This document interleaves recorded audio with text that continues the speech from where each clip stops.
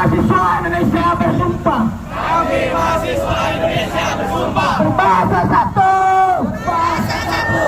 Bahasa tanpa kebohongan. Bahasa tanpa kebohongan. Bahasa tanpa kemunafikan. Bahasa tanpa kemunafikan. Yaman. Jaya. Yaman. Jaya. Yaman. Jaya. Jaya. Jaya. Silakan kita mengucapkan sumber untuk dapat penjelasan. Baik, bismillahirrahmanirrahim. Assalamualaikum warahmatullahi wabarakatuh. Press release Ikatan Mahasiswa Muhammadiyah Cabang Cirebon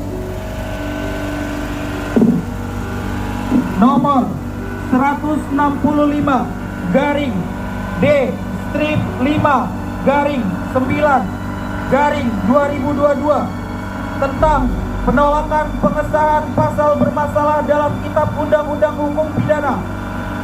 Assalamualaikum warahmatullahi wabarakatuh.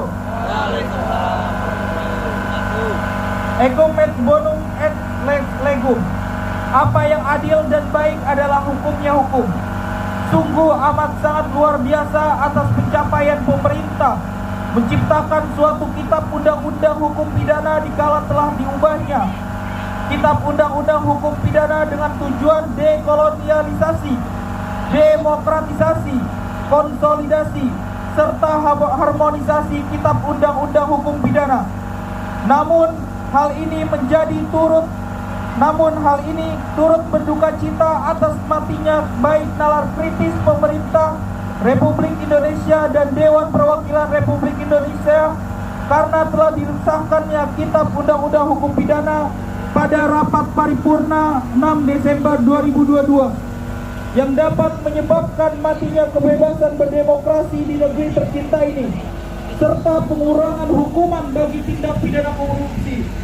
Dengan disahkannya Undang-Undang Kitab Hukum Pidana di akhir tahun ini merupakan suatu kemunduran reformasi, di mana hakikat tujuan dari reformasi adalah untuk meningkatkan taraf demokrasi serta menghilangkan praktik korupsi. Menimbang, mengingat, menuntut: 1. Penolakan pengesahan Kitab Undang-Undang Hukum Pidana yang baru saja disahkan pada rapat paripurna 6 Desember 2022. 2. Menuntut pemerintah Republik Indonesia untuk memprioritaskan hak asasi manusia berupa hak kebebasan berekspresi dan menyampaikan pendapat di muka umum. 3.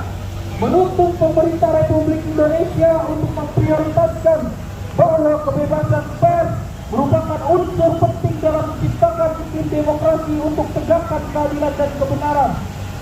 4. Menuntut pemerintah Republik Indonesia untuk memikirkan ulang terkait ancaman pidana untuk koruptor yang diringankan agar tidak timbulnya tindak pidana korupsi yang semakin meluas.